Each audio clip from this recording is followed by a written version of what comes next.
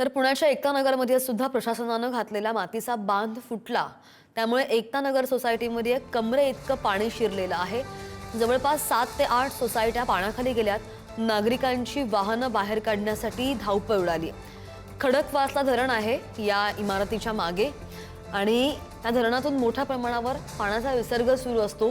सिंहगड रोडच्या एकता नगर भागातील पाण्याची पातळी मोठ्या प्रमाणावर वाढली आहे। नागरिक आता घरातलं साहित्य घेऊन बाहेर पडताना पाहायला मिळत आहेत। खरं तर दरवर्षी याच एकता नगर परिसरामध्ये अशाच आशयाचं पाणी साचतं। हीच ती बिल्डिंग आहे, जवळपास पहिल्या मजल्यापर्यंत पाणी येतं, इतकं पाणी साचतं दरवर्षी। त्यामुळे महापालिका प्रशासनाधिकारी वर्ग नागरिकांच्या मदतीसाठी बाहेर पडताना पाहायला मिळत आहे। आता ही जी अडकलेली वाहनं आहेत त्या परिसरामध्ये ती काढण्यासाठी नागरिकांची लगबग पाहायला मिळते। लावायचं फक्त। बरं, कुठपर्यंत पाणी आलंय तर तुमच्या आमच्या घरात पूर्ण भरलंय पाणी, असं खाली गुडघ्यापर्यंत घरामध्ये? घरात आले, बाथरूम मधूनच आले, म्हणजे ते मागून आले असं पाणी। आणि सोसायटीतनं पण आतमधून पण आलंय नंतर। मग आता कुठे जाणार तुम्ही?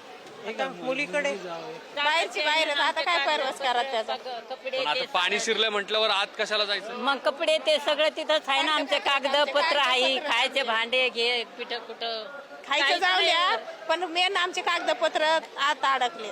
त्यांनी एवढा उन्हाळा होता तेव्हाच त्यांनी ती भिंत वगैरे बांधून काहीतरी करायला पाहिजे होतं ना आमच्यासाठी।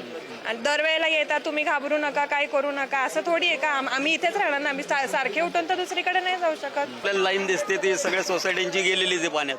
प्लस ह्याच्या मागे विठ्ठलवाडीत पण आतमध्ये विठ्ठलनगरमध्ये पाणी गेलेलं आहे। भरपूर सोसायटी अशा सगळ्या आता हे तुम्ही दाखवते फक्त हा भाग झाला, पण ह्याच्या बॅक साईडचं पण तेवढं आश्वासनांचं काय झालं? आश्वासन ही काय दरवेळेस दिली जातात, हे खोटी आश्वासन आहे। हे कुठलंही सरकार आलं तर हे काय होत नाही। काय फक्त इथं पंचनामे करणार आणि पंचनाम्यामधले पैसे पण लोकांना परत मिळणार नाही। अर्धवट पंचनामे करायचे, अर्धवट काम करायचं आणि सोडून द्यायचं, मग पाणी येईल तेवढंच बघायचं। स्थानिक नागरिकांना आम्ही सकाळपासून आवाहन करतो, हे काकाही स्वतः सांगतील की आमची यंत्रणा इथे सकाळपासून आवाहन करतो। शेवटी हे नैसर्गिक आपत्ती आहे, यामध्ये आपण अलर्ट मोडवर राहणे हे नागरिकांचं प्राथमिक कर्तव्य आहे।